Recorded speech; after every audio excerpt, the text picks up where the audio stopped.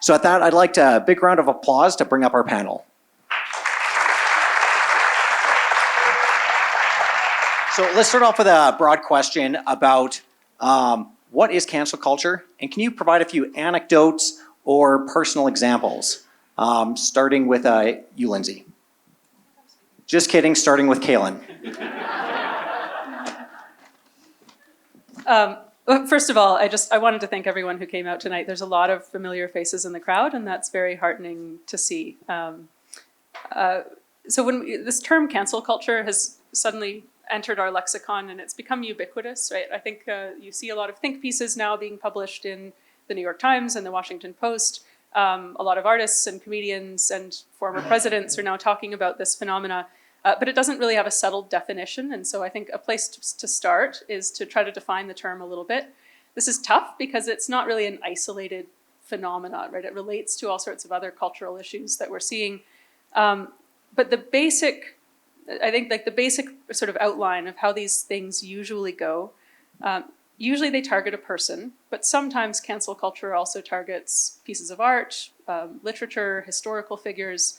I think for the purposes of our discussion tonight, we're mostly focusing on cancellations of living human beings.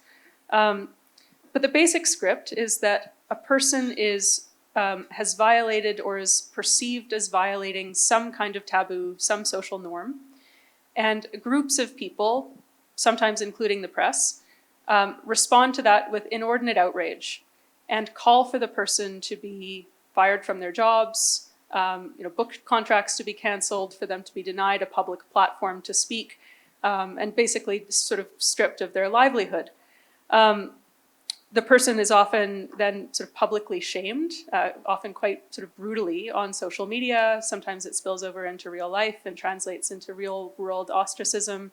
There are often calls for the person to sort of confess to their crimes and to publicly apologize and do penance. Not that anyone's interested in accepting apologies if they're offered. And generally these campaigns are carried out in the name of some kind of social good, right? Be it social justice or something else. So the idea ostensibly is that you're upholding social norms and trying to build a more equitable or just society. I think a couple things are worth highlighting, and feel free to disagree with my definition, but I think that's kind of the basic structure. It's important to note that these campaigns, or at least the ones that critics like us are concerned about, are not responses to serious harm or criminal activity. This is about enforcing or creating social norms, not policing crimes. They're culture war battles, and they're pitched in response to often minor, sometimes very ambiguous or even imagined transgressions for reasons that are complicated that we may get into. It seems like the more ambiguous the offense, the more heated the response publicly. Don Cherry is a good example of that. The Covington Catholic boys, another very good example. This was international news because a boy was sort of standing and smiling inscrutably at a Native American man. It's also important to remember that these kinds of campaigns can happen to anyone. So some people say this isn't really this isn't a real phenomena. This is just celebrities sort of trading on their outsider status and making millions. Absolutely not. Cancel culture often targets private individuals. A lot of the cases that we hear about, probably the cases we'll be talking about, are kind of minor public figures in reputation-based fields. So artists, journalists, politicians, intellectuals, but it can also happen to completely private citizens.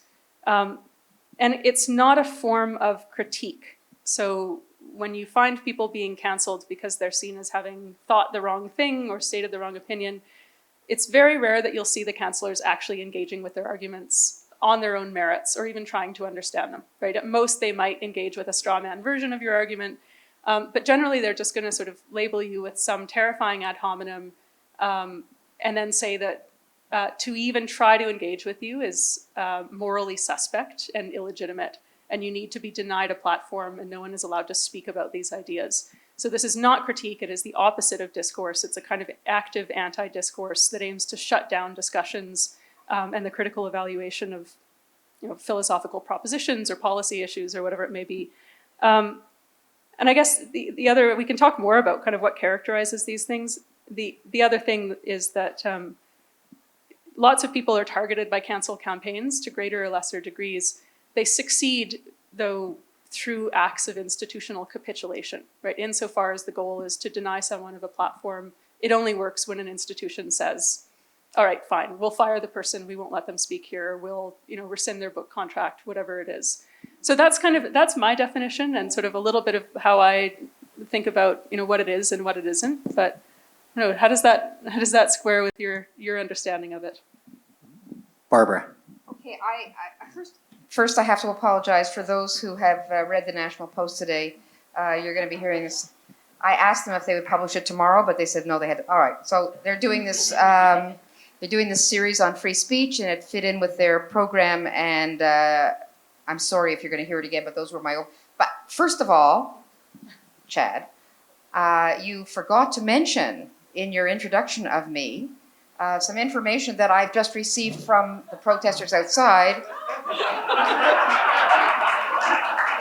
You forgot to say that I am a genocide apologist who supports the likes of Frances Widdowson. Is she here? She said she was coming tonight. Oh. Which happens to be true. Who is also a colonialist and a genocide denier. I'm sorry, Frances, that you have to hear these words. But Kay has criticized feminist critiques of rape culture. So, I just think it would have been a better introduction if you'd included those things, because I'm all for free inquiry and full disclosure. Can one of the volunteers get their email addresses so I can contact them next time? Okay. All right, so I'm sorry I'm reading my remarks. I know it seems like very formal and everything, but I'm old and I have a bad memory. Anyways, first of all, I'm very pleased to be here tonight with these two remarkable young women. I'm huge fans of both of them, and fabulous.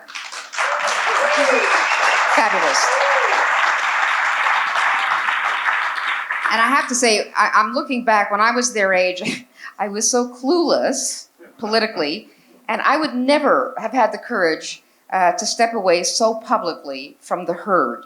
In fact, I would not have been called upon to do so because my views as a classical liberal were standard for my era. And so, in fact, I was one of the herd. I didn't leave the herd left me. So I'll just keep my opening remarks as succinct as possible. So Please talk forever. Oh, you're so cute. What is behind cancel culture on campus? That's our question. So I think it's clearly a shift in the university's sense of its mission. The mission of free inquiry, which was the mission of the university when I went to school, this is, in antediluvian times, but still, it has been sublimated to the mission of social justice. So, for example, for many years, Yale University said that its purpose was, quote, to create, preserve, and disseminate knowledge. Then, in 2016, Yale's president announced a new mission, which no longer mentions the word knowledge. Instead, Yale is now officially, quote, committed to improving the world by educating aspiring leaders, and not only through research as in the past, but through, quote, practice. Okay, so that's a loaded word. What does that word practice mean? It means action over inquiry, activism over erudition, equity over intellectual freedom, which in turn creates cancel culture. So I'm just going to mention three examples, Canadian examples, that exemplify what I think are disturbing elements of cancel culture. And there's 100, excuse me, could you just hold this one? Thank you. There's 100, examples, and there's a few people in this room who have experienced it. Tom Flanagan's here, and I want to hear from him soon. But I'll just mention a few that I've written about lately. One is Liberal Arts College, which is a small college in Montreal. It's embedded within Concordia University, a large university downtown Montreal. And Liberal Arts College is a tiny little college within Concordia. Recently, they were celebrating their 40th year, and at their graduation ceremonies, they had invited Harvey Mansfield to speak. Now, Harvey Mansfield is a great scholar. He's been at Harvard University, professor of government at Harvard University since 1962. And so they invited him to speak. He has written controversial stuff. He wrote a book called Manliness, which happens to be a great book. But he's not thrilled with feminist ideology, neither am I. But he wasn't going to be speaking about ideology. He was going to be speaking about great books. And that was his subject. So he was invited to speak. And then a bunch of alumni, I think there were no more than 12, sent a joint letter, a common letter to the president and said they thought his views were not acceptable, yada, yada, yada. The president almost immediately caved in to the pressure and disinvited him. Now, that was a stupid thing to do because Harvey Mansfield is like, really has a lot of prestige. He wrote a scathing indictment of this in the Wall Street Journal, so really brought them very bad publicity.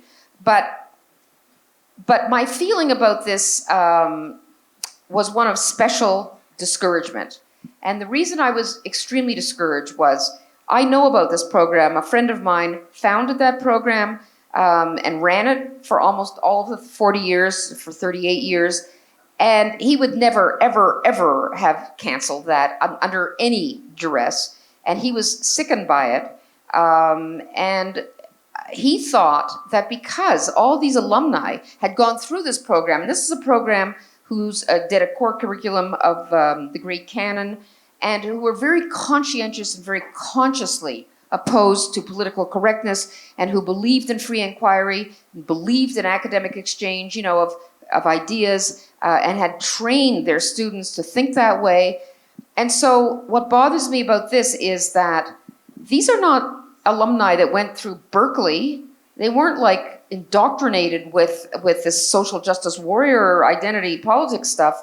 These were people that were exposed to the best of a classical liberal education, but they succumbed. They succumbed to the zeitgeist. So clearly, illiberalism in the zeitgeist can be taken in by osmosis, and even a solid education in the classical liberal tradition is no prophylactic against it. My second example is the recent story of the University of Victoria failure to renew or refusal to renew the contract of an adjunct professor of zoology after she'd been there for 15 years, Susan Crockford, and part of her expertise is the polar bear population. So she was also on their speakers bureau list, and she'd regularly give talks to schools and community groups. So she was let go from the speakers bureau, as well as not having her adjunct professorship renewed. So what was her crime? Apparently, climate change wrongthink. Dr. Crockford shattered a popular climate change myth by reporting the truthful information that polar bear populations are not plummeting as a result of shrinking Arctic ice. In fact, polar bear numbers are stable and even rising. The rationale for her firing, they told her, was that she did not, quote, represent the university to their satisfaction. Scholars are not supposed to represent the university. There is no representation of the university.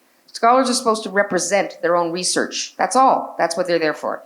And so they acted as if they were CEOs of some private corporation. Represent the university. Who are they? Rogers Communication. I mean, she's no Don Cherry. She's basically saying, hey, the polar bears are still there. Okay.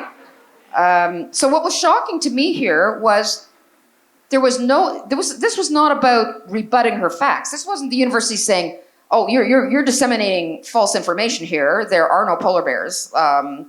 You can't tell people there's 35,000 polar bears because that's just not true. So it wasn't false news that they were reacting to. They're there, the polar bears. You can go up, you can see them. So in fact, and by the way, I don't know if you've noticed, but the federal government has shut up about their disappearance. They were all over it, like the starving. You saw that one picture of the starving polar bear who was probably like 82 and dying from old age.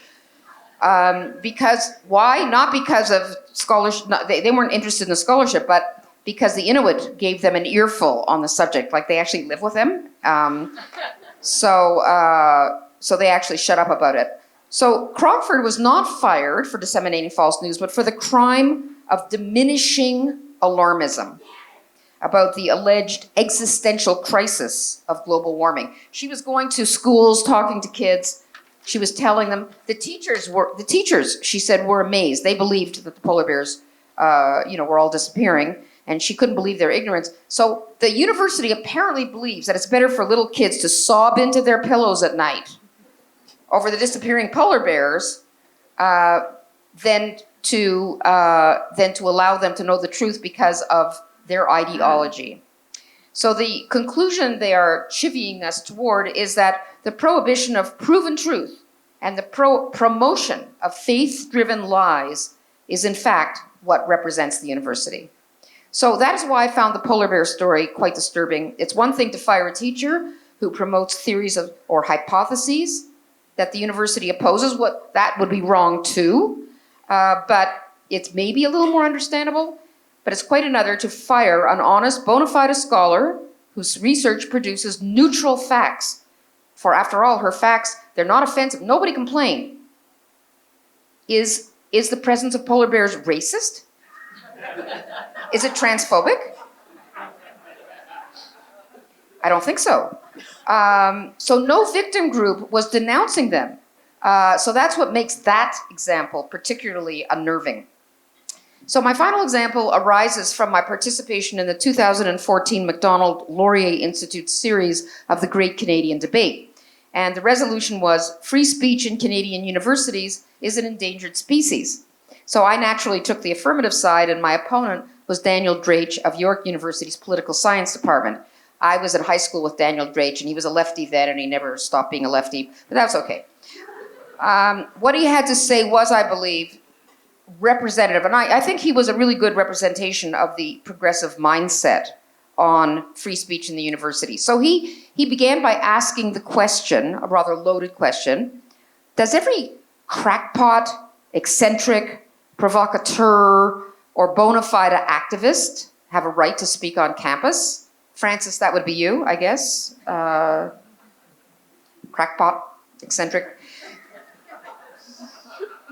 Draich sincerely believes that the people who have been deplatformed are not only small numerically, he says 23 a year, he says, out of about 2,000 invited speakers are deplatformed, although if you're one of the 23, I guess you don't care if there's 23 or, 5,000, you've been deplatformed.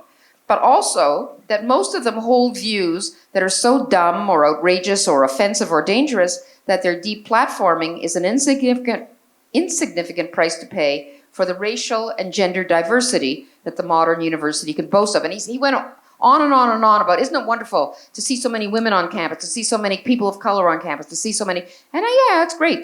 But he says, so as long as we can have that, then, so if Ann Coulter doesn't come, so what's the big deal? And then he said something that I really was kind of shocked by.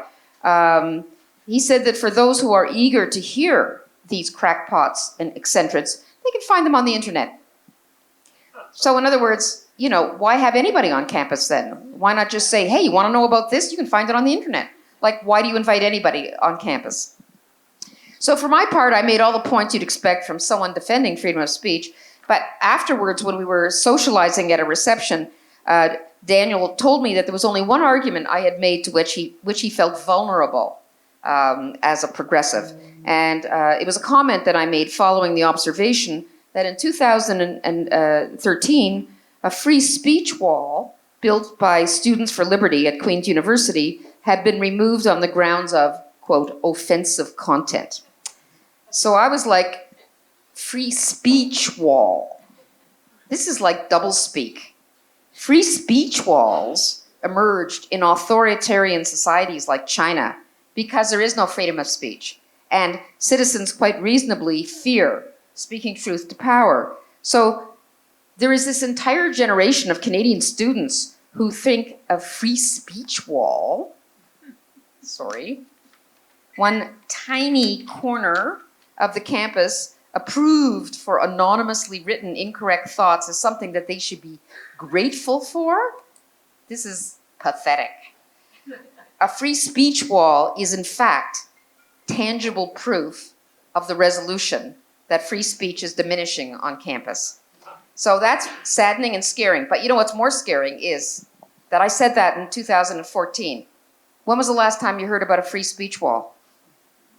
I don't think there are any more free speech walls on campus. I'm pretty sure there are not.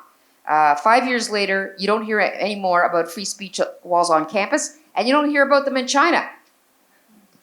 So they're apparently gone, and that should scare us quite a bit, much more than a little. So thank you.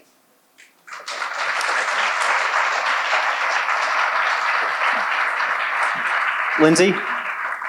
All right, I'm glad we had some good campus examples. I want to talk about a political example as my anecdote of cancel culture, because I think that's one sphere where it's also very ruthless. And so who here has heard of Karen Wang from Burnaby, BC? Did anyone follow that story? Yeah, okay. So for those who aren't familiar, so Karen Wang ran in the Burnaby South by-election in February of this year. So that was a more high-profile by-election because it was the one that would eventually give Jagmeet Singh, leader of the NDP, his seat. And so the Liberal candidate was going to be Karen Wang. She was going to run against him.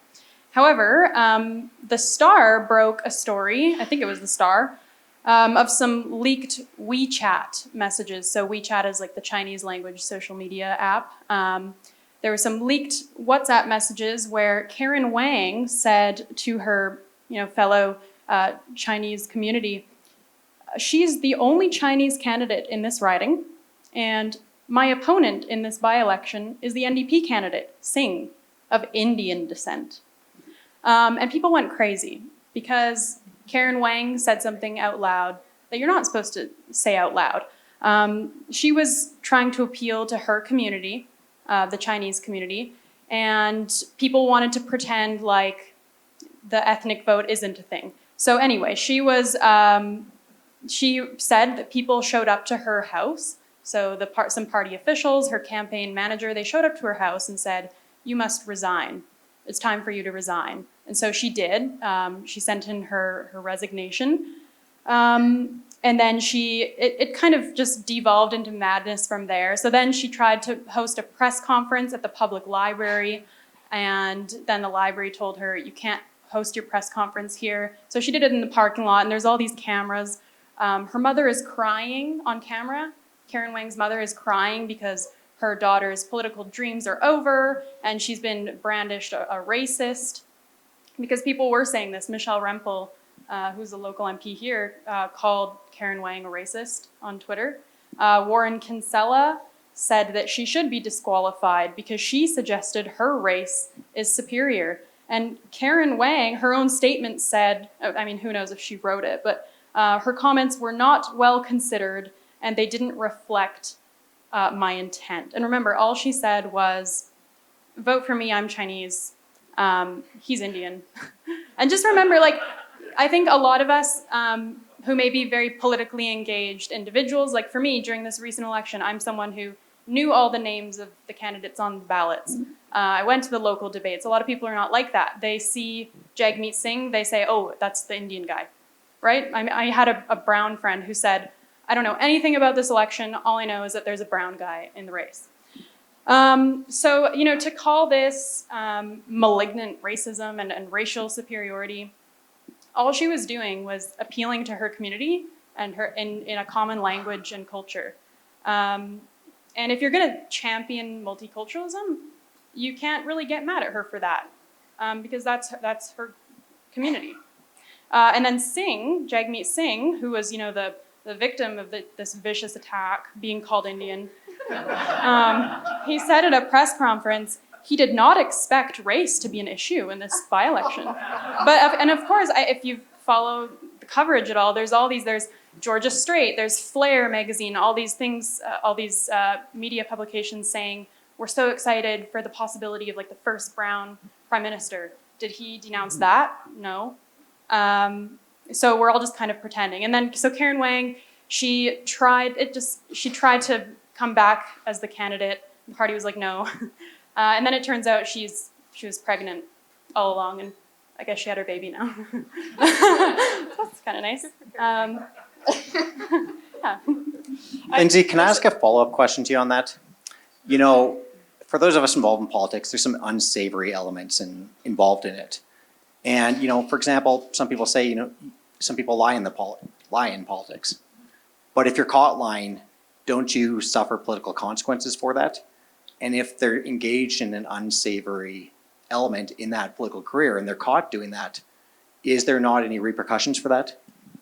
I guess I just see so in the Vancouver area, I don't know how it is here, but you know, candidates put Chinese characters on their signs. They put Chinese characters in their Twitter names.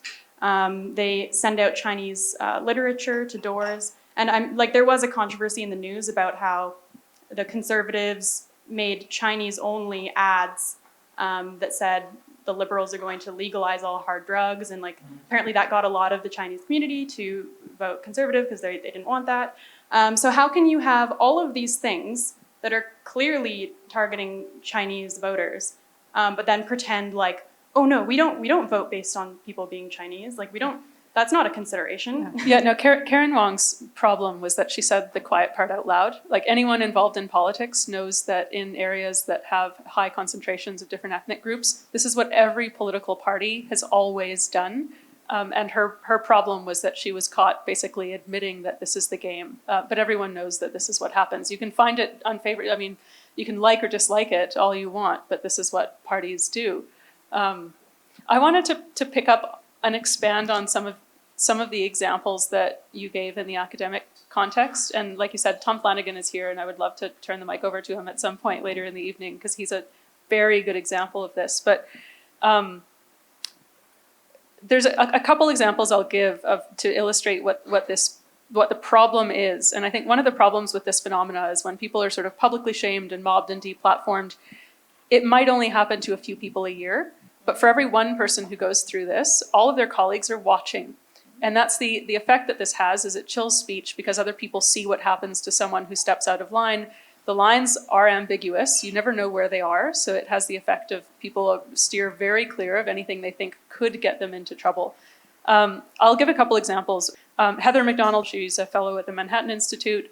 And she's produces fantastic data that anyone who's serious about looking at racial inequities in policing needs to engage with her evidence. One of the things that she found was that the Black Lives Matter movement and the rhetoric it produced led to a decrease in proactive policing in minority communities, and that this is partly responsible for the rise in the homicide rates in these communities. So perversely, the policies advocated by Black Lives Matter led to an increase in homicide rates that killed Black men, women, and children disproportionately.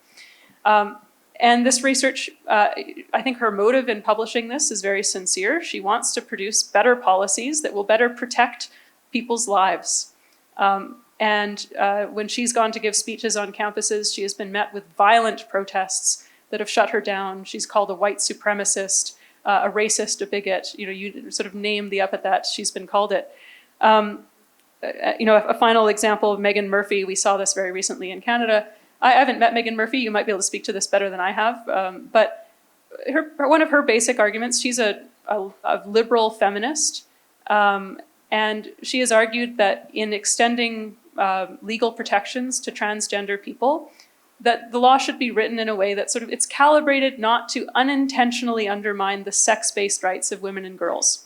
So for example, she said that that male-bodied people should not compete in women's sports if they've had the benefit of male puberty. Should not be housed in women's rape crisis centers or in women's prisons. These are positions that the vast majority of Canadians would find eminently reasonable. She has been permanently banned from Twitter for saying men are not women. And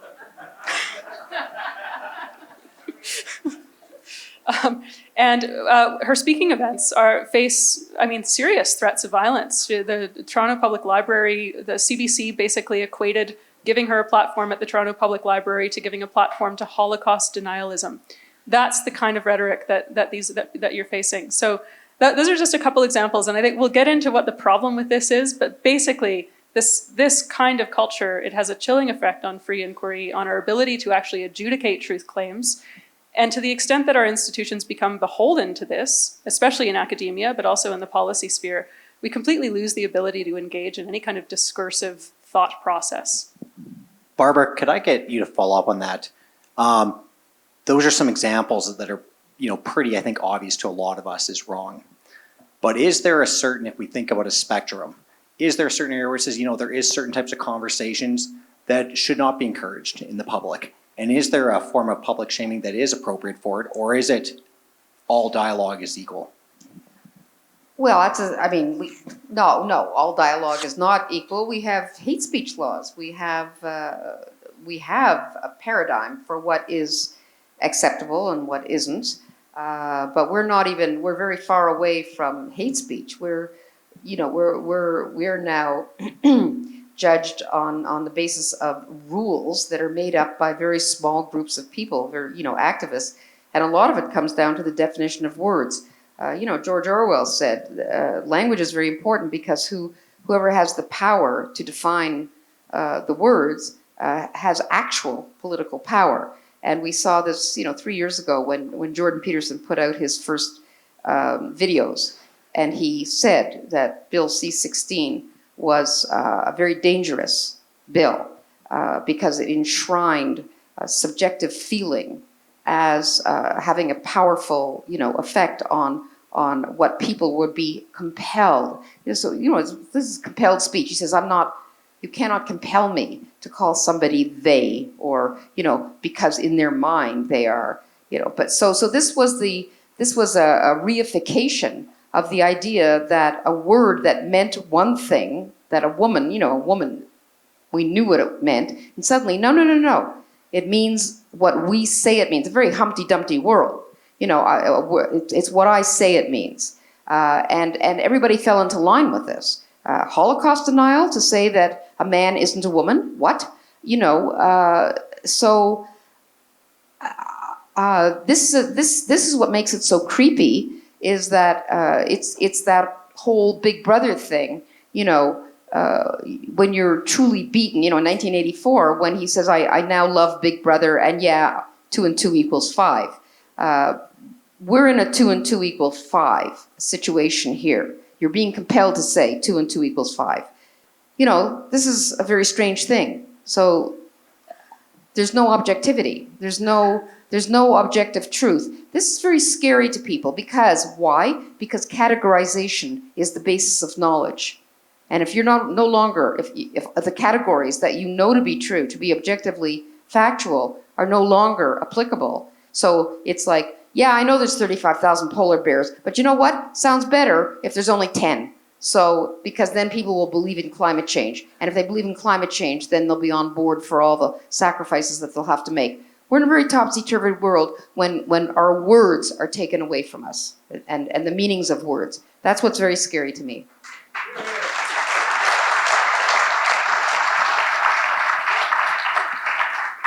If we can split the cancel culture into two areas, there's a deplatforming element, but then there's also the blurring of personal and public. I know, Caylan, you've talked a little bit about that with me before. Could you maybe elaborate a bit on that part? Well, I'm sure we'll get into this. So, I mean, my background before coming into politics and academically and in my human rights work was in the study of totalitarian systems. And I know anytime I bring up this analogy, there's a risk that you'll be accused of hyperbole. But when I watch this kind of phenomena, there are a number of historical antecedents, right? A lot of people use the term witch hunt to refer to these kinds of things. And that's kind of apt. Like, it captures the sort of the flight from reason and the madness of the crowds, and there's a kind of ritual expurgation of the heretic that's involved here, and you achieve like communal bonding through public shaming.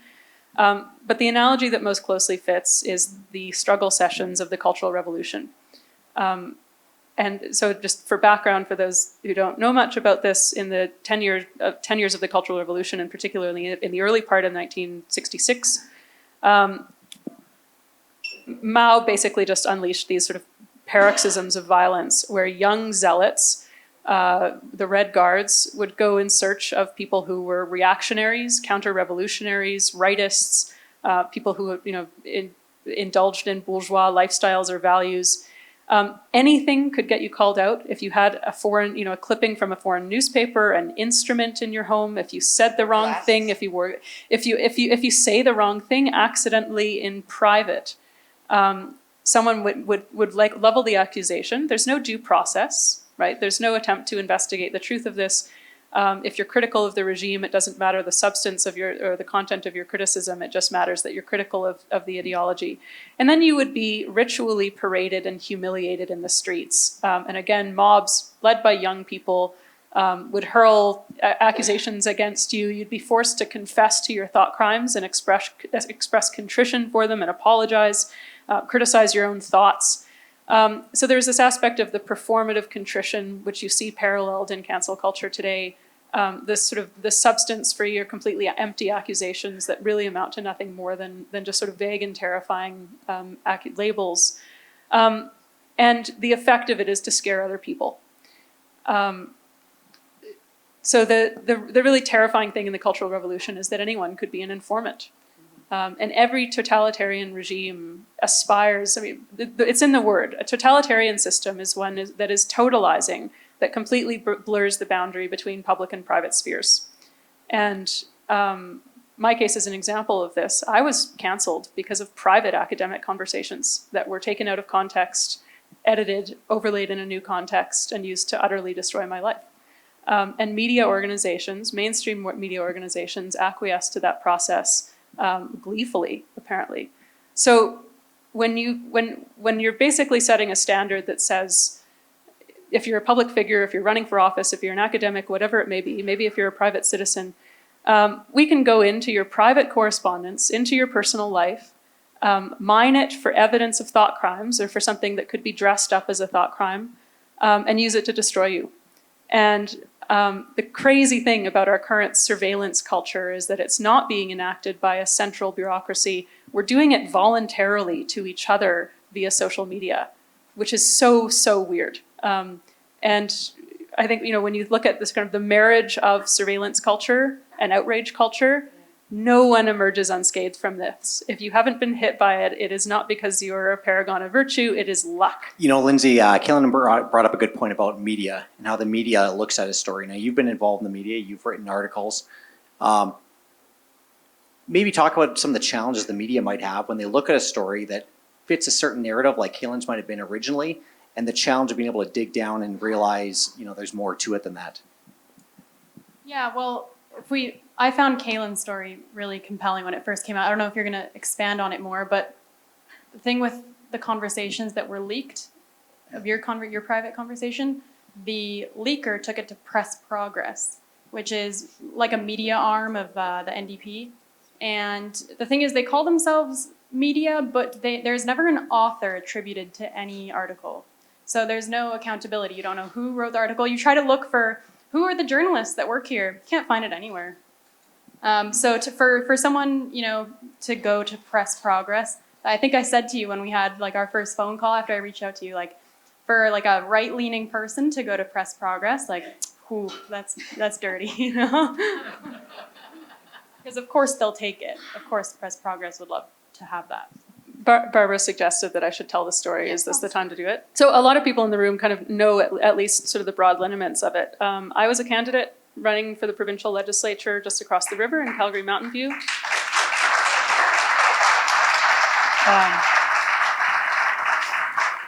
So Calgary Mountain View has not been won by a Conservative in almost 2 decades. It's one of the few legitimate battleground seats in southern Alberta. And I was running against the then Justice Minister for the NDP, now the Justice Critic. We ran a very competitive campaign, though, and thanks in no small part to many of the people in this room. We were one of the top fundraising campaigns in the whole province of any party, so it was very competitive. I think we were on track to win, which is probably why 1 month before the election, on the eve of the writ drop, Press Progress, which is a website that is affiliated or aligned with the NDP, it's basically their opposition research mill and publisher, They published an unbylined article accusing me of sympathizing with white supremacist terrorism, and they demanded that I be dropped from the ballot. The line that stood out to me from the article, it was something like, "Days after 50 innocent Muslims are gunned down while at peaceful prayer, does the Conservative Party really want a candidate who says that white supremacist terrorists are misunderstood? She needs to be dropped from the ballot immediately. This alone could ruin the Conservative campaign." 1 hour later, the NDP sends a press release echoing that. They say, "Why is Caylan Ford still on the ballot?" And soon thereafter that, the mainstream outlets start calling and asking the same question. So they adopted the framing verbatim from the NDP and from an unbylined, anonymously sourced article, and the mainstream outlets adopted the narrative. One thing to understand is it's very difficult to respond to this in an election campaign. The cliche is if you're explaining, you're losing. And the NDP knew this. They timed this article at a time when they knew it would be maximally damaging, when you could not actually respond and explain. I think I have reason to believe they were sat on this for 2 months before they published it. So within 4 hours, I was made to resign my candidacy. A candidacy, I should say. This was my maternity leave. My husband made Herculean sacrifices to let me run a campaign. Volunteers who put in thousands of hours. We had hundreds of donors. And within 4 hours, those contributions were vaporized. There's no due process in these things, right? There's no sort of like charitable interpretation, no presumption of innocence or rules of evidence. You're condemned summarily because accused, essentially.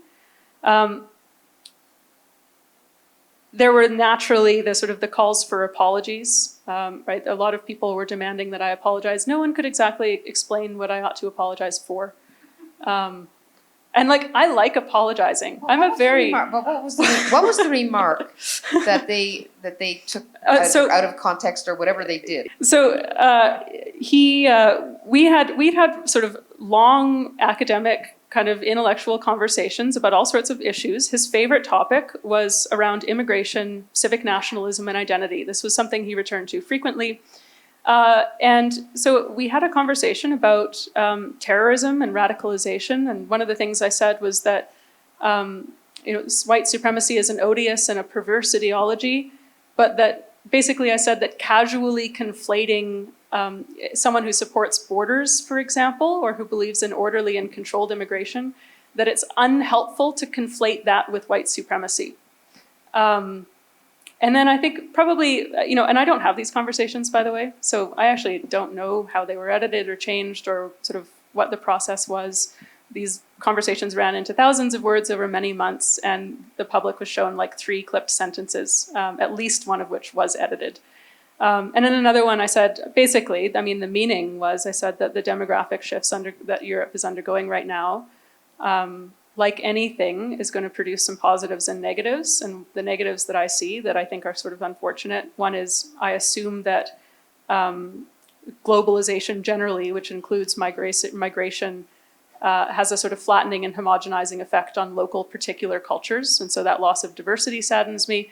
And also massive ethnic or demographic changes generally are politically and socially destabilizing, at least in the medium term.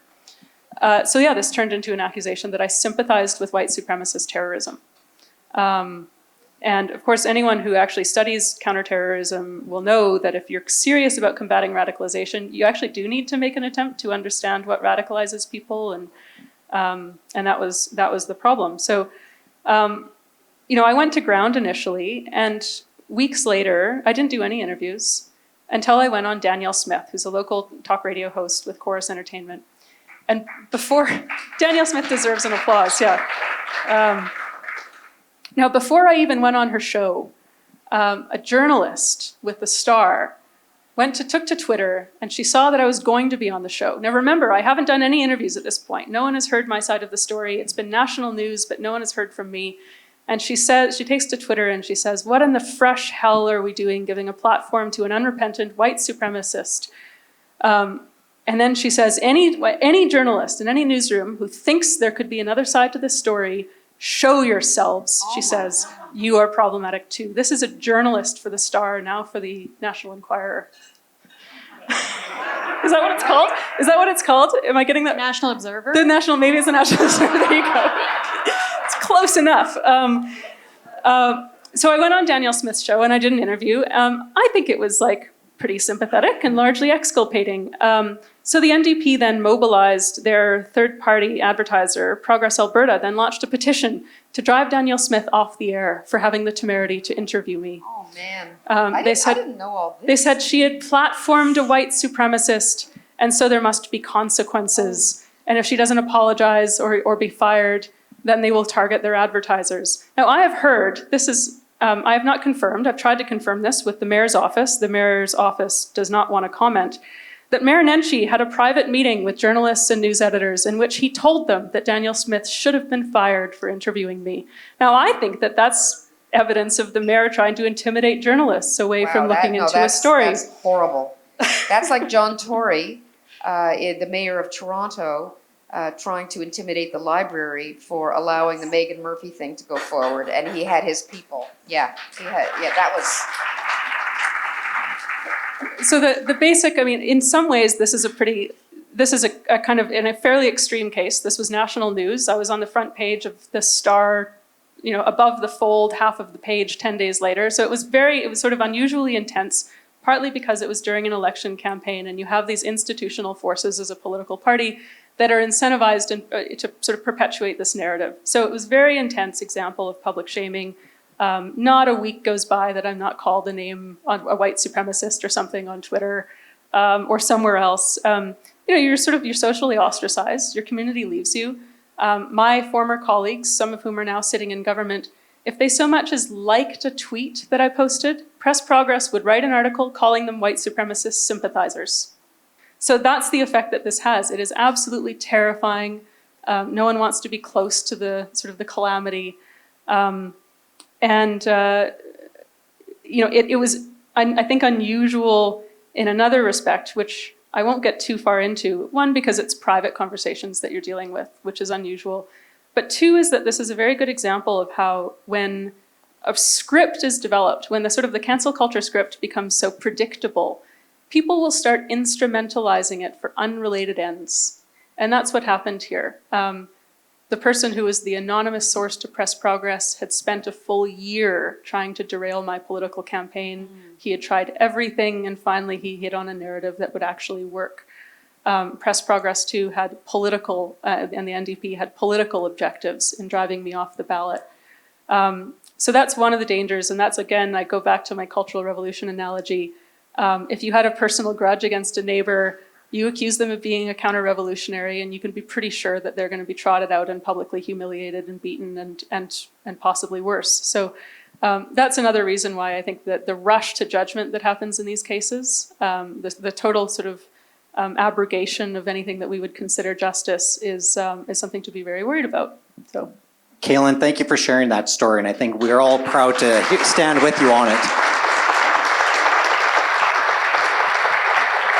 I should say, a lot of the people in this room were some of the first people, including on this stage, who reached out to me and were exceedingly kind. And so I should express my gratitude for that too. Barbara, I'd like you to maybe kind of talk a little bit about one of the challenges that someone like Caylan has is, what is the path for redemption?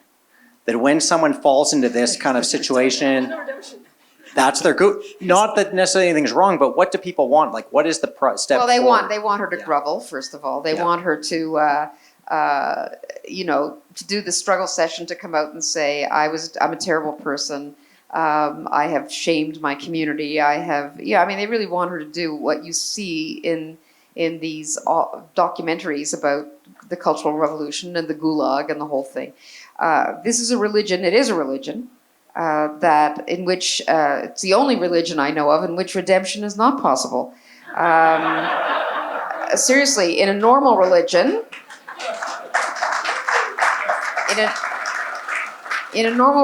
there's an actual God, and who is superior to everybody else, and he's up there, and he keeps people humble, and he's the one that forgives. So you leave it to him.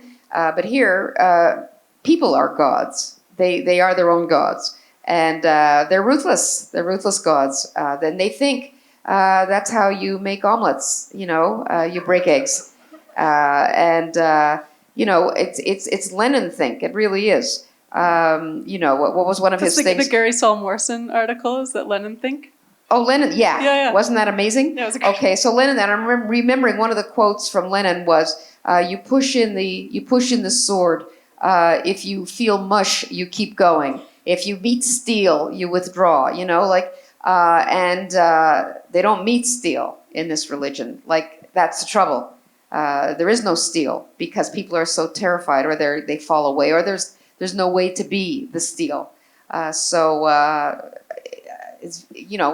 It's very hard. It's very hard because it's systemic. It's systemic, and social media, of course, makes it much, much worse. Lindsay, you're gonna have to be more aggressive here. Jump in. There's just a quick thing on the redemption issue. Look, every culture uses shame to sort of signal the limits of appropriate speech and conduct and behavior.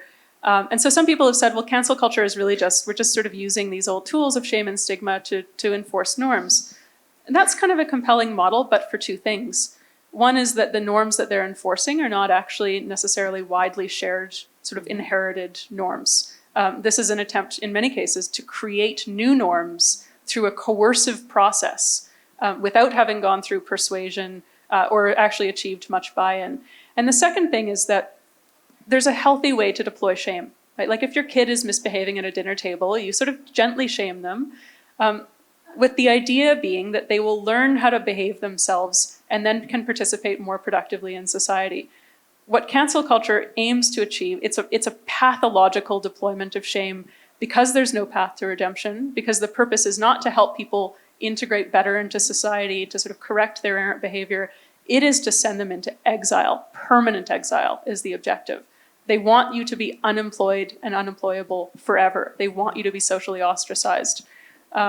So that, in that sense, this actually has no relationship at all to the sort of the conventional, I think the sort of normal and healthy way that societies would use these tools to sort of signal what the norms are. Jump in, Lindsay. Well, I don't know if anyone caught that New York Times article about cancel culture. It came out on November 2nd. Those people we tried to cancel, they're all hanging out together. Did anyone catch that article? Oh, yes. It's true, by the way. Yeah, and so I know we're talking a lot about exile and being shamed, but also if you read that article in the New York Times, it's about Christina Hoff Sommers, Katie Herzog, your son John Kay, Megan Murphy. Is this the IDW, the intellectual dark web? And so it's all these people coming together, and the article kind of talks about how they're all coming together at a party and having a good time and all chatting, and it's they are.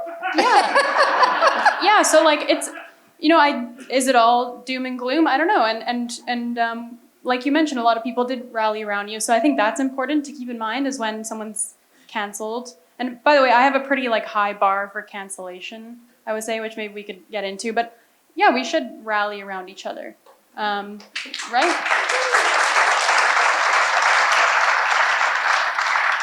The problem is all these people that are rallying around, some of them have jobs and some of them don't. And it's great that people like Toby Young, who was canceled, and John, who was semi-canceled, and all these other people that are writing for Quillette or for these other. So they actually are the survivors because they managed to turn their cancellation into something that they can actually work at and even make some money off of. But there's a lot of people that can't, and they can't come back into political life, and they can't come back into intellectual life or academic. Look, I know that there are climate scientists, real climate scientists, that have had to, not Susan Crockford is one such. She's not really a climate scientist, but anyways, but climate scientists that they cannot beat against the current anymore, and they've quit. They cancel themselves. They can't bear to be isolated and to be they're kind of disappeared amongst their peers. They're shunned. And life is so difficult for them that they just get tired of it. And so they quit and they do blogs or they do something else. This is the problem. Where do they go? There's not always, they might hang out together at a party. That's fun. But what do you do for, the next day? What do you do for the next, it's so systemic. It's you know, Antonio Gramsci, the Italian communist, many years ago, in the 1920s, and he said, you know what? We're not going to get a workers' revolution. They're not revolting. We're going to have to do this another way. We're going to have to do it through the culture.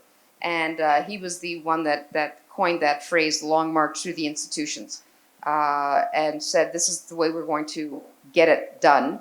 And it worked. It worked.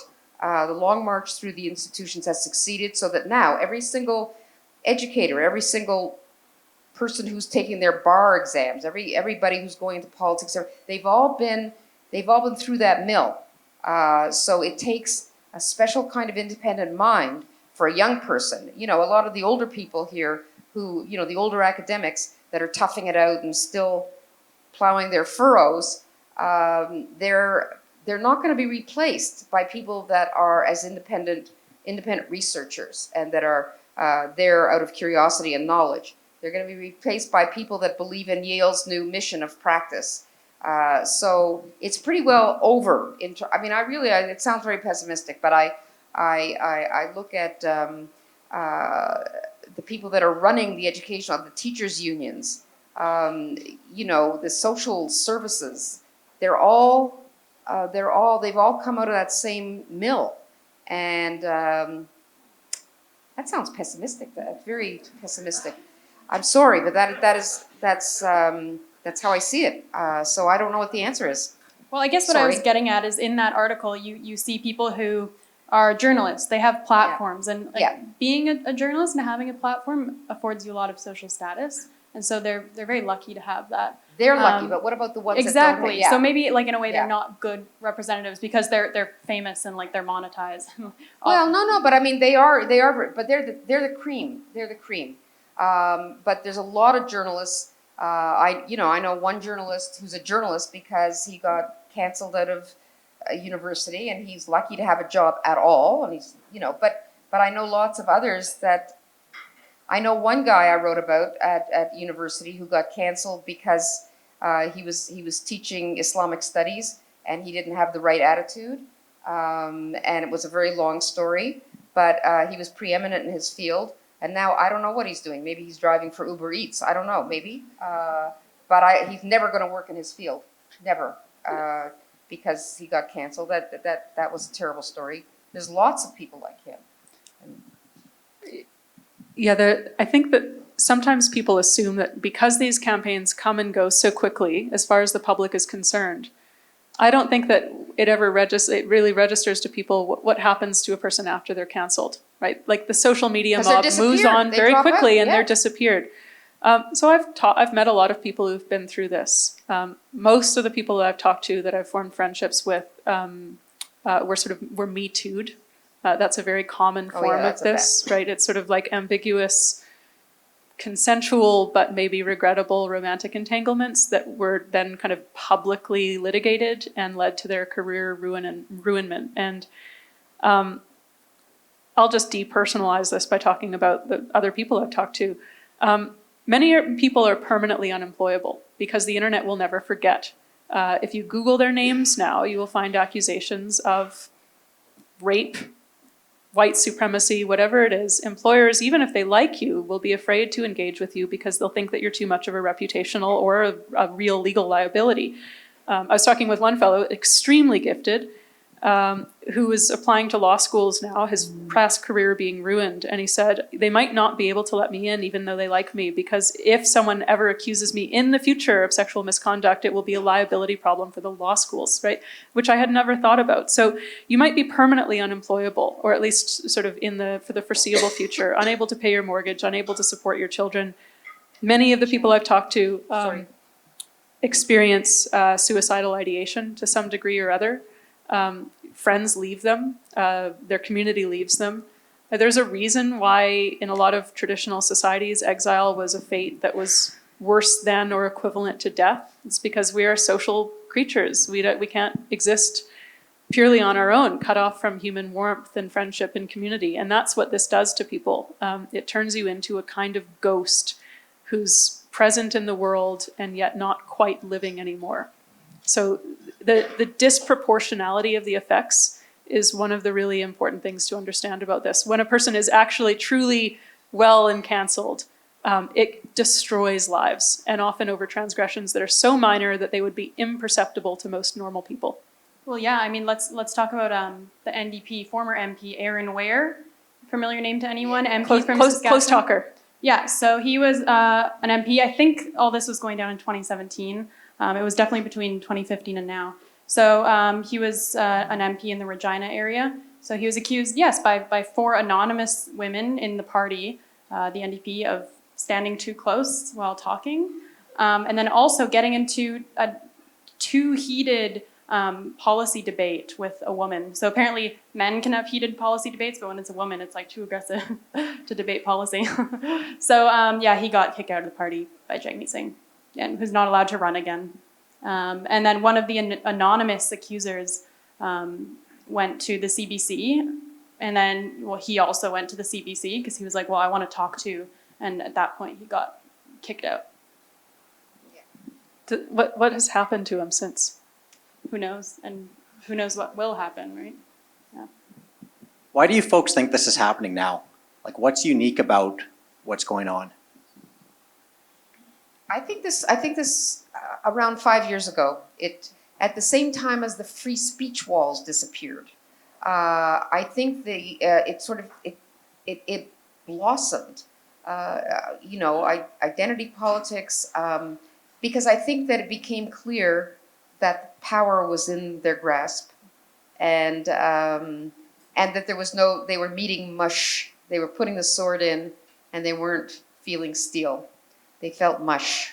We are culturally in a moment where we're all so terrified. We don't know the rules. We're in a state of flux or transition or something. It's very hard to pinpoint it, but we live in a state of fear, and those who are eager to seize the power, they have the upper hand because there's no resistance. That's the question: is where is the resistance? Why aren't we? I understand the need for power. Where's the resistance? Caylan, you were talking about historical examples. You know, one thing I wanted to pick your brain on that is, I feel like there's something unique about this, and maybe technology's playing a factor. What is this? Social media, for sure. Yeah. Do you see this as history repeating itself or something different? Well, I mean, so there's clear historical antecedents that obviously have nothing to do with social media, but social media has accelerated things. There was a good piece in the Atlantic. The Atlantic, by the way, this month is fantastic. But there's it's the same month they put up a paywall on their website. But John Haidt had an article in the Atlantic looking at the role of social media in sort of driving this kind of political polarization. And there's a kind of a compelling argument. On the one hand, social media depersonalizes things so much. So it used to be that if you wanted to throw a stone at somebody, you'd have to gather in a public square, and you'd really have to steel yourself when confronted with the humanity of your target. You don't have to look them in the eye. On social media, it's a throwaway comment that you might not even register that there's a human being at the other end of it who's being affected, who has real feelings. So social media lowers the bar and depersonalizes it. It takes away, I think when we're face to face with someone, you want to try to find common ground. You want to get along, right? You're confronted with a fellow human being, and that's taken away. Social media also incentivizes outrage.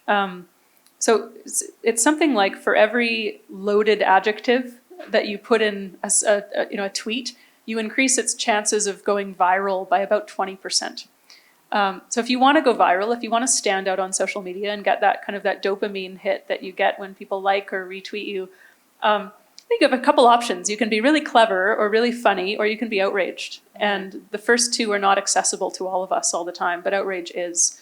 So it incentivizes and rewards extreme performative outrage. There's also just so much more information that is durably preserved about all of us when we're living lives online, when everything is recorded. So there's a lot more to scrutinize, and then information travels immediately. So the typical, one of the very first cases that I think epitomizes this trend. Do you remember Justine? Was her name Justine Sacco? She got on the airplane and she had made a remark about hope I don't get AIDS in Africa. Which was okay. Yes. So she was Justine's. I think she worked for like an international NGO or something, and she tweeted like a joke that was intended for her in group, and it was something like, "I hope I don't get. I'm going to South Africa. I hope I don't get AIDS. Oh no, haha, I'm white," or something like that. Yeah, it was a bad joke. Kind of a bad joke, meant for her in group, and it was meant to kind of mock racism. Yeah. But in the time that she was in the air, her tweet went viral, and by the time she landed, she had been fired from her job. There were people at the airport waiting to humiliate her because this has become an international news story. And like her life was destroyed because a sort of a statement that was made for an in-group that was meant as a joke, you had this this context collapse happened, people misinterpreted it, and she was just destroyed. And when I was thinking about cancel culture, I was thinking, who isn't canceled? And I was thinking about Elizabeth Warren, who's running to be president of the US, and she pretended to be an Aboriginal person. Yeah. Like she's cited in books as being the first woman of color Harvard law professor. Yeah. And it was just like, this is identity fraud. She's not Aboriginal. And yet she's running to be president and people are taking her seriously. And isn't this kind of someone who deserves to not be taken seriously? It's kind of like a blackface. You'd almost think somebody like who put on blackface, which of course would never allow them to get anywhere in life at all. Like, yeah, it's weird. On the cause though, so social media I think is an accelerant. There's also, I'm a bit on thin ice here, I don't know enough about this, but there is some evidence that the rise of the woke left is sort of a social media driven phenomena, right? The rise of a lot of these very far left websites like Vox, like BuzzFeed, you can trace them to approximately the time that you're talking about, 2012, 2013. This is when these ideas really entered our discourse in force. So the populist right is not a social media phenomena, but the sort of the far left wokeism is to some extent. But the ideas that it reflects have been around for a long time. Right? Twitter is, I just was looking at these statistics because I for a column I was doing, and it's far and away, Twitter is used far more by the left altogether. And they're far more political when they do.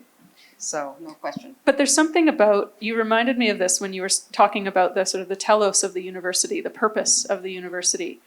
And I think part of why we're seeing these weird things that we're witnessing today, it's a kind of like moral incoherence in our society because we no longer have, we don't have a shared moral vocabulary anymore or a shared conception of the good life and what that means. And for a time, liberalism, and by which I mean kind of neutrality in the administration of the state, a sort of genuine liberal pluralism, a tolerance for different opinions, the ability to compromise.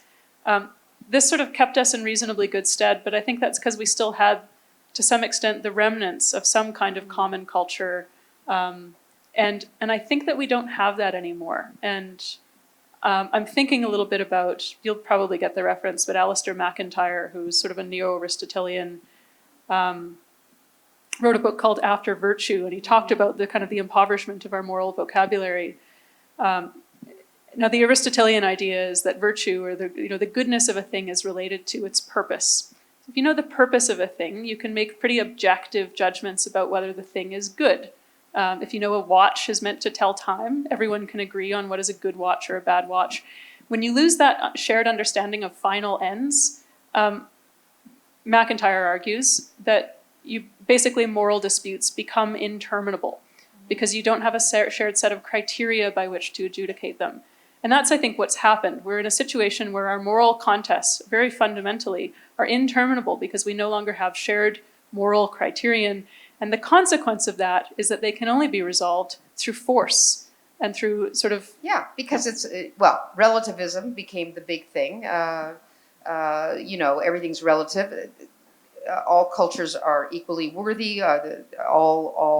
There's my truth, your truth. There's no the truth. So we're in a post-Christian, post-national, post-this, post-that, postmodern. So there is no agreed upon. Truth then becomes whatever power says it is. Well, it's what you Yeah. feel. We're now in a stage where feelings govern. It's not about truth. It's not about facts. It's not about anything. It's about how you feel. So who's offended? Who's not offended? There's no center. There's no. You're right. There's nothing we can agree on because there's nothing we can agree. We're not agreed about anything. And those who do agree, we're living in the past. And that's how I feel about it. Can I ask a question though about that? Is it we can't all agree on anything? Or is this a smaller group that's like, area is happening? You know, there's often the question about like, when you hear the uproar on Twitter, is that reflective of the average person? No, that's the Or is trouble. this a small group of people? No, we are. Yeah, we're governed by a small group of people. So and maybe and most it shows people you share. that you don't need a lot of people to take power. It is a small group of people, but everybody is afraid to combat them. They're afraid to be called out. They're afraid to be told they're a racist. They're afraid to be told they're. I think we are living in a state of fear, all of us. And when people say liberalism, the West is committing suicide, this is part of what they mean when they say that. That was the opening line, by the way, of Douglas Murray's book, The End of Europe, or The Death of Europe. He said, The Strange Death of Europe. He said, the West is committing suicide. And he's not the first to say it.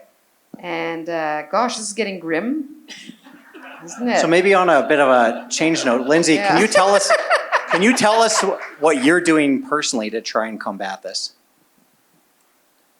So I support people where the mob is coming for them, like Caylan, like Mark Hecht, who's in Calgary at Mount Royal. So for those who don't know, I'll briefly explain. So he's an instructor in Earth and Environmental Sciences at Mount Royal, and he wrote an op-ed for the Vancouver Sun, and it was called "Ethnic Diversity Harms a Country's Social Trust and Economic Well-Being, Argues Instructor." I think that was the title. And so he cites research that says ethnic diversity harms social trust. And so either you have to have less diversity for more social trust, or people are going to end up in enclaves, in ethnic enclaves. And that's just the way it's going to have to be. And this, by the way, is a very well-established correlation. Like, social you know, trust is like, researched in this context, higher levels of diversity, not just ethnic diversity, but of any kind of diversity in a sort of localized community is negatively correlated with social capital. Like, is it Robert Putnam at Harvard has written about this? Like, this is not actually a contested area of social science. The correlation is slight, but it's persistent and it's there. Yeah, so he writes this op-ed, and I was following this live on social media, on Twitter. The article went up on Vancouver Sun. I follow Vancouver Sun. I saw the article, read it. Okay, cool, retweet. And then the comments started coming in. White nationalists. This is a white supremacist article. Mark Hecht is a white supremacist. Vancouver Sun, you should be ashamed. Take this down. Then all the verified Twitter journalists with their blue check mark, they started coming in and saying like, Vancouver Sun, take this down. Like, I'm so shamed. And it actually was taken down. So it was completely erased from the internet. I mean, not internet archives. You do have to do a bit of digging if you want to find someone who archived the article. But Vancouver Sun took it down. The province took it down.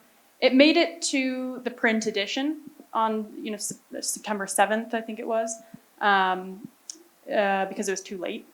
But it was erased from the internet. And what was kind of interesting to me is that following week, every day in the mainstream media, there were pro-diversity articles and about all of diversity's strengths, etc. But we couldn't even handle one that was critical. That had to be erased from public memory. But then that next week, we have yes, diversity, yes. We couldn't even handle one. It had to be deleted, right? See, I would have really, and by the way, a good editor would have excised parts of that article. Like, it was needlessly inflammatory in some places, I think. And I think he does admit that. Yeah. But the level of scrutiny that it was subjected to was quite extraordinary. And, I would have, the unfortunate thing is, like, don't we all benefit from a public square in which we can actually have these conversations and figure out, well, if there is this negative correlation, how do we figure out how to mitigate that? right? Because there are examples of how you can mitigate that. Some communities do it much better than others. Can we try to learn from those examples so that we can continue living in a very successfully pluralistic, diverse community? But if you can't even acknowledge the problem, it's unclear to me how you're supposed to figure out how to manage these challenges in an optimal way.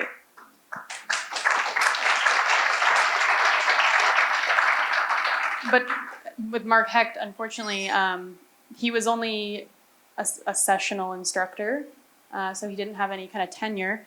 He was going to run a field school.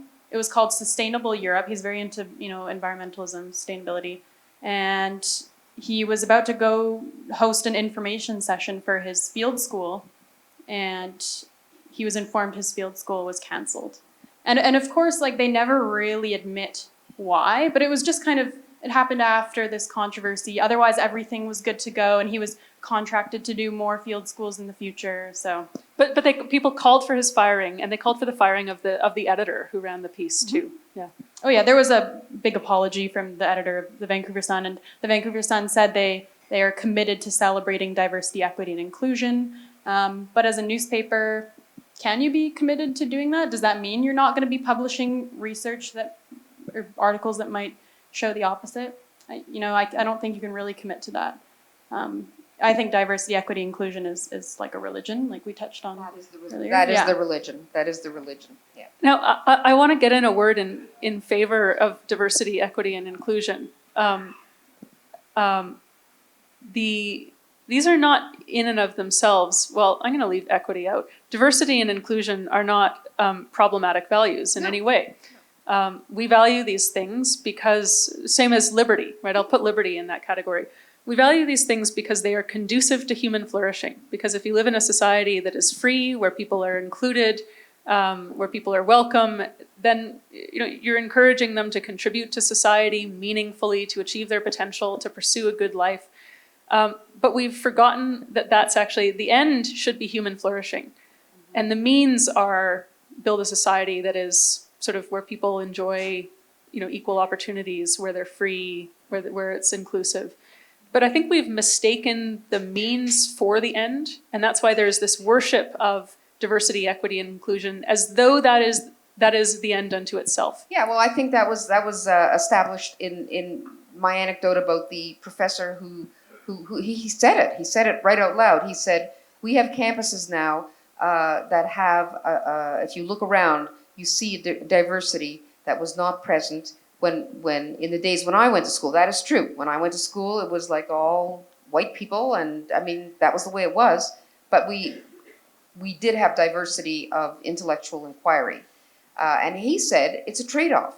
He said if you want to have diversity and inclusivity on campus, then you can't be offending people with stuff that is, harmful, or, I mean, now people say, words are violent, or they're not safe, people are not safe. That's all nonsense. But that's what's happened, is that stuff that is provocative or, is now considered harmful. So he said it's a trade-off. You want diversity, you want inclusivity, then you've got to shut up about stuff that is in any way controversial or... So like the irony, of course, is that when they talk about diversity, they're talking about diversity along particular axes, right? Yeah, it really gender, is. It's a very, sexual very orientation, superficial. it's the most superficial form of diversity so superficial, possible. like, how many brown faces we got here? How many Aboriginals in the room? How many, good. Our numbers are really good. Okay, so this is a good university.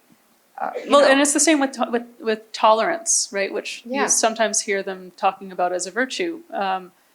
But I mean, tolerance by definition means like the capacity to endure and to tolerate and forbear people and situations and ideas that you find unpleasant. And so one should ask, what is it that the progressive left tolerates? They tolerate members of their own in-group ideologically. That's not actual tolerance. No, they don't tolerate anything. It's like there was one of their philosophers that they admire was this guy called Herbert Marcuse, and he comes up with this idea of repressive tolerance. Which basically means you don't tolerate what doesn't jibe with the ideology. It's really. And specifically, tolerance for ideas from the left and intolerance for the Exactly. right was Marcuse's idea. You do not tolerate ideas that are in any way going to impede the utopian, the march towards utopia, which is the Marxist ideal. Yeah. So there it is. Thinking like even Don Cherry right now, where, as you mentioned, an academic's one thing, but if you work for Rogers, you're perhaps more fair game. Okay, so that's an interesting case, Don Cherry, because I to my surprise, I found myself not at all sympathetic to Don Cherry at all, and I didn't feel bad at all that he was fired. I thought, here's a case of somebody who's, shot from the hip one too many times, and I thought that his comment, that comment, you people, he went way beyond. He wants everybody to wear the poppy, but you can't compel people to wear the poppy. You can express disappointment that people aren't wearing the poppy, but you can't. But he then went.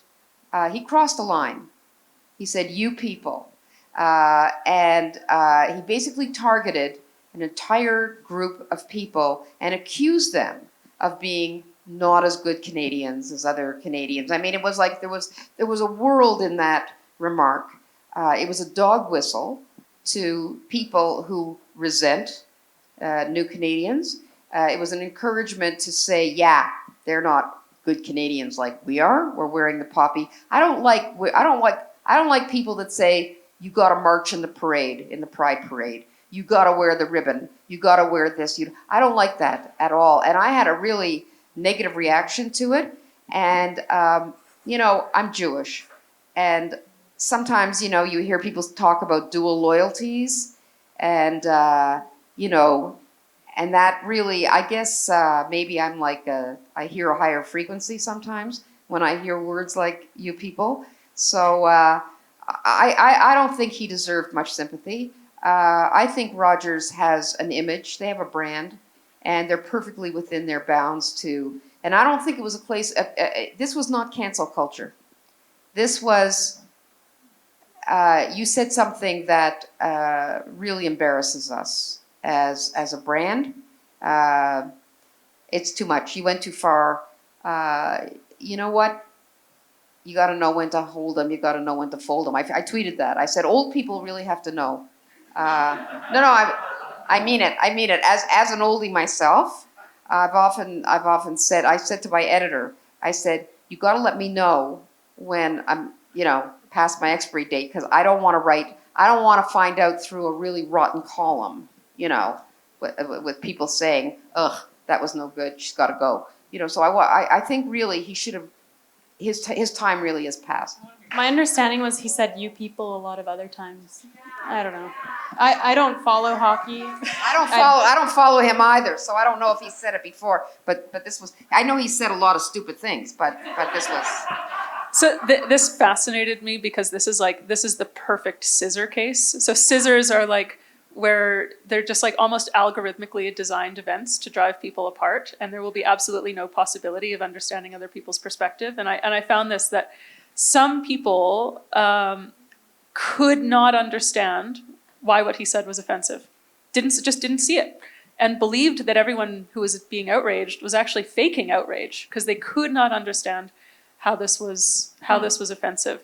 And other people couldn't understand how you can't see it as offensive, right? So there was it's actually quite incredible, and it was an issue. The symbolism of it plays to different moral foundations that people on different sides of the political spectrum tend to hold. So generally speaking, conservatives or conservative-minded people tend to care about things like loyalty a great deal and sort of deference to authority. These are not really significant moral foundations for a lot of people on the left. These are broad generalizations, of course.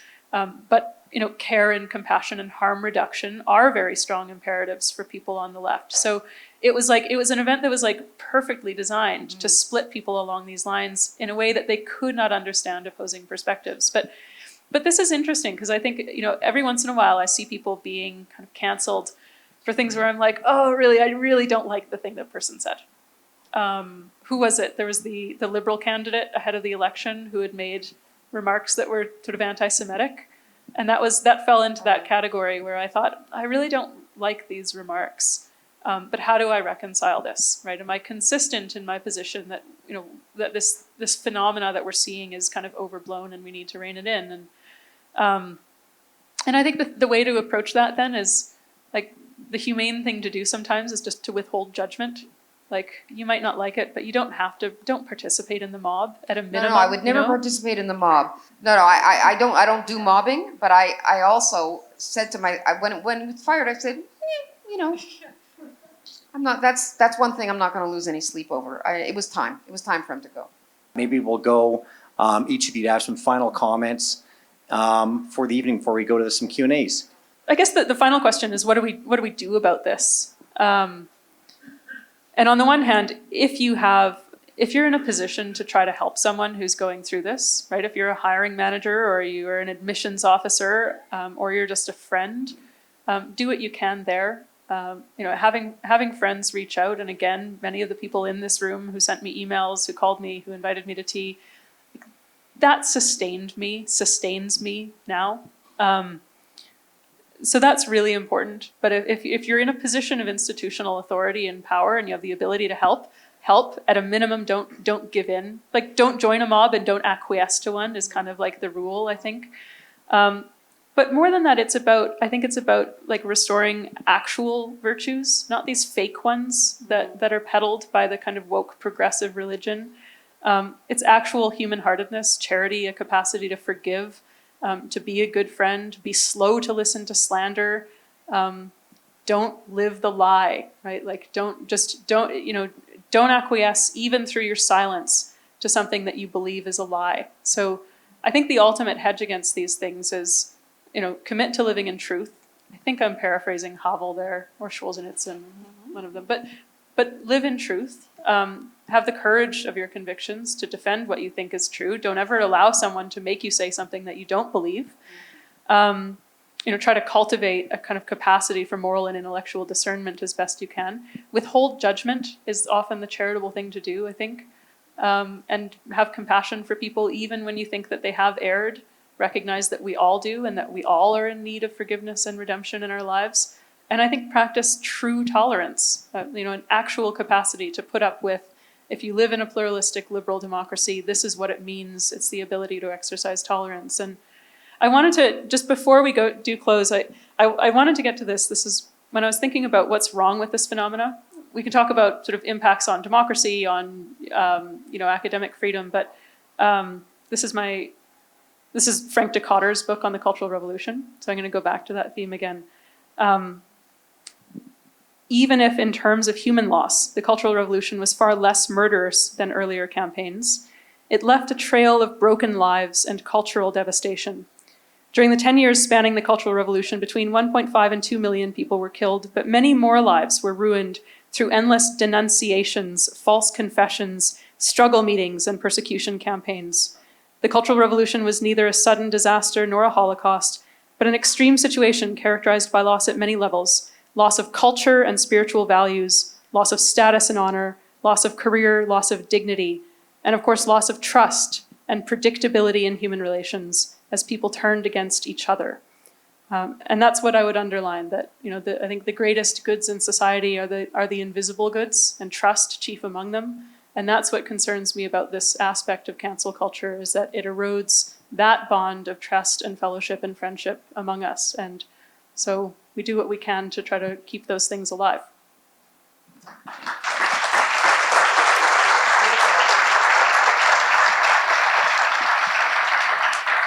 I actually don't think I can add much to that. I think that's beautifully, very eloquently stated. I think when you're beating against a zeitgeist, you have to find people that think like you do, so that you don't get discouraged. This is a good example of people taking heart from each other, knowing that there is a resistance. There is a resistance out there, and find those people and be with them and write write your letters to the editor, write your Twitter, keep on Twitter, resist. I know it really, keep thinking, keep reading, and keep the flame of hope alive, and support those who have been sacrificed on the altar of political correctness. Very important to offer support.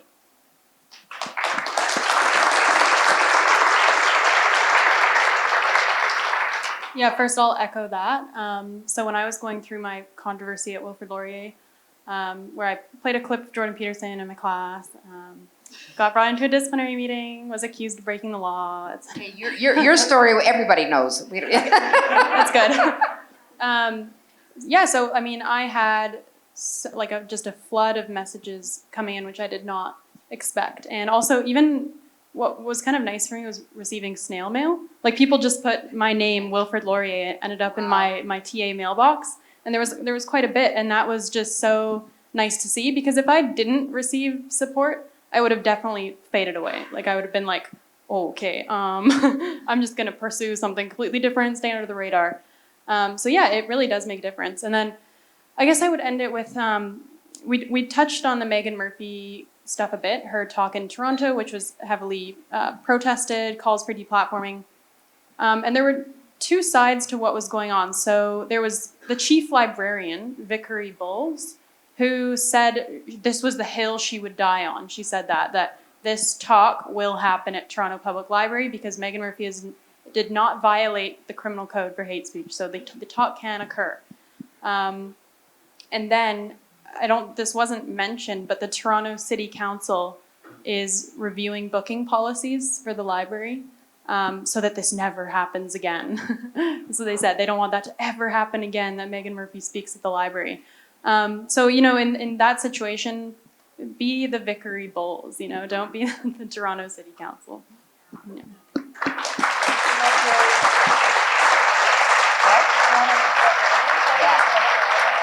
Sam, do you have that microphone now? Where is he? Oh, Steve's got it. So if you got a question, put your hand up. Yeah, well, thank you. Thank you for inviting me to say something. Much of what I might have said has already been said by the panelists, and there's no point in repeating it. If I could just add a sort of a professorial touch to this. The cancel culture is, it's not an accident. It's a recent revival of a totalitarian impulse that has been part of Western politics at least since the French Revolution, since the Jacobins took control in the French Revolution. And it's based on hatred of the world as it is and a belief that the world can be remade. The economy, the politics, and even the biology. Now, in fact, the world can't be remade. It is what it is. The attempt to remake the economy produces the type of chaos that we see in Venezuela. The attempt to remake the polity produces totalitarian dictatorship. And the attempt to remake biology is simply impossible and is never accepted by the vast majority of people. But what you can remake much more easily is the use of language and words. And that's what this is. This is the sharp edge of the totalitarian phenomenon directed obsessively against words and language, because that's the easiest thing to control. It's much harder, in fact, impossible to reconstruct an economy on socialist principles, but you can bully people into talking the way that you want them to talk. So it's an extremely serious thing, it's because it does have these deeper roots in the totalitarian politics of the last 250 years. And these things go in cycles. When this style of politics in which there can be no legitimate difference of opinion, people who have different views are enemies. They're not just people who might be wrong, they're people who are evil and have to be crushed. This produces periodic catastrophes like Soviet communism or like Venezuela or like the People's Republic of China. Then there may be periods of relaxation, but the impulse is always there and it keeps coming back. And that's where we are now. And after the fall of the Soviet Empire, the material basis was drawn away from it.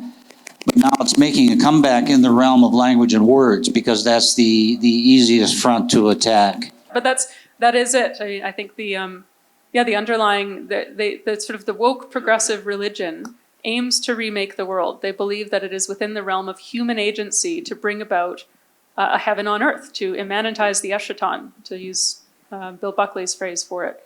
And if you're trying to build a utopia, then anyone who stands in your way is evil. They're standing in the way of utopia, and so any means are justified to crush them. That is the terrifying thing, and it's a completely totalizing ideology. If you're just a sort of normal religious believer and you believe in transcendent religion, it doesn't necessarily matter to you that anyone else shares your faith. You might even be persecuted, and that's okay because you believe in a hereafter. If you deny the transcendent possibility, you deny a hereafter, and you're trying to bring heaven into earth, it absolutely matters to you that everyone in the world get in line, because the point is to remake the system. Who's got some questions? Steve, do you want to track them down? I think in terms of the sort of cravenness and hypocrisy and fear of the majority that just acquiesces to all of this, I don't think we're dealing with anything particularly new. So, I mean, if I could posit one possible revolutionary solution to it, I feel like what we need is what arguably might be helpful is a more nihilistic public square. Any comments on that? What is a nihilistic public square? I don't know what nihilistic seems to be a kind of a anti constructive. I mean, it's a destructive impulse, nihilistic. So I'm not sure what that means. I wonder if he means that as opposed to the kind of the fanaticism of the world remaking kind of progressive project, if we can just revert to nihilism. But I think that this came out of nihilism. I mean, I think that you experienced a lot of nihilism in the latter part of the 20th century. But I mean, the problem which Nietzsche identified is that the death of God doesn't kill the religious impulse in man.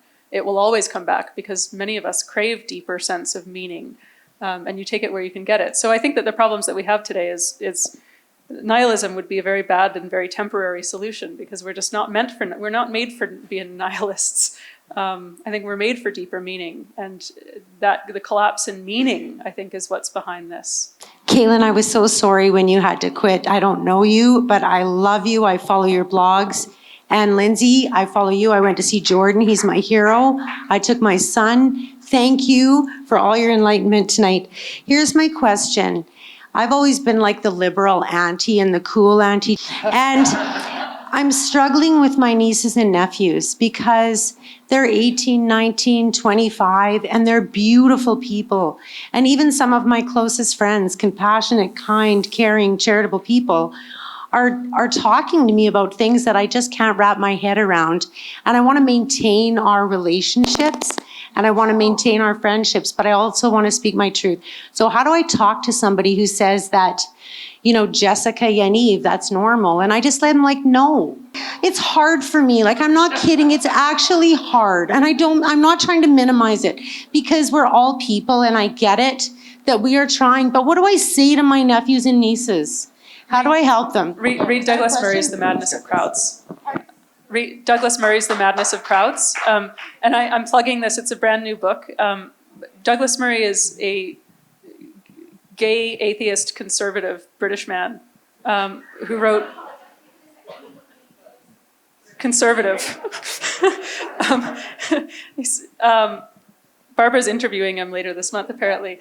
But so his book deals with these questions, but very humanely and very empathetically. I think he really actually has a very good ability to articulate what the issues are in a way that is actually very generous. So I would read that to help navigate. That's my recommendation. Yeah, I mean, he is very good on these topics, but your distress is, I empathize with it because you've been put in a position where you're told that what is in front of your eyes is not in fact, and that you are being compelled to believe that a biological male is not identifies as, but is a biological female. And you know that this can never be true, and you know that it isn't true. But now you have young people who have been told that they must believe that this is true, and they're telling you this is now normal. So you feel you're living in Alice in Wonderland. You feel like you have that the world has detached itself from reality, and you're not wrong. I think it's very hard to keep your cool. You simply have to say when you're having these discussions, to say, you may believe that, I don't. I do not believe that a biological male can be a biological female. I believe that a person may think or identify as. We'll have to disagree about this. Like, don't get into it. Don't get into it too deep. Just say, we're going to have to disagree about this, and I love you. I hope you still love me, but this is not something we're going to ever come to a, so just don't try to, you're not going to convince them. Well, I mean, I think what's important is if they're able to discuss like respectfully with you, because if they are, then that's good. If they're not and they stop talking to you and they don't come to like Thanksgiving dinner because you're there anymore, then maybe like you have a problem, right? But are you able to talk to them and like share each other's points of view? I think what I've noticed with younger people, and I could be wrong, is that they just stop listening because I'm over 40 and over 50. What I can say is that if they're in their first year of university or something like that, I'm sure they'll come around. Everyone goes like hard left. It's like they have the flu. They'll get over it, but it may take a few years. Okay, we got a few more questions.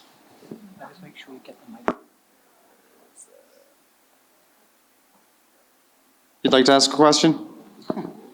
Yeah, I'd just like to ask, what do you think is the path forward? Not becoming too polarized, even though there's a justified position to become polarized. What do you think is the path forward for all of us here in this room?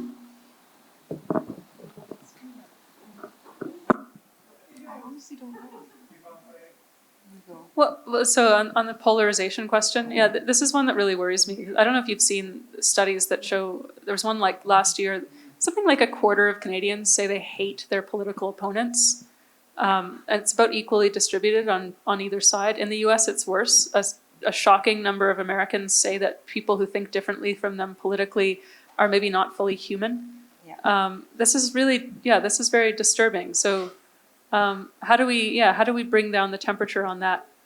Part of it is just in recognizing that even people who disagree with you very, very strongly, unless they're completely fanatical, which there are some people like that, most of them are operating on the basis of some system of moral reasoning that you would benefit from trying to understand and should.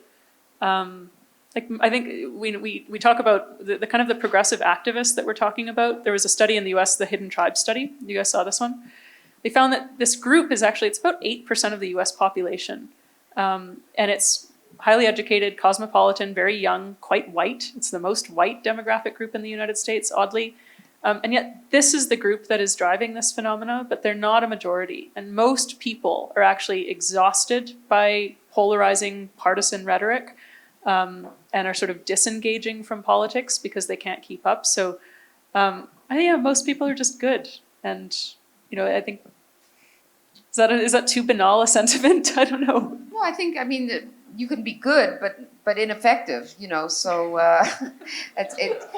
the question is, what is the most effective tactic? I have found that on Twitter, for example, I used to mix it up with people and get angry and lose it sometimes, and then I was banned from Twitter for 24 hours. And you were banned from Twitter too, right? Yeah, I was banned from Twitter. I've been canceled. I didn't mention that I am part of cancel culture in that I have lost 2 gigs at the CBC, and I was on the naughty stool for 24 hours from Twitter. So that was very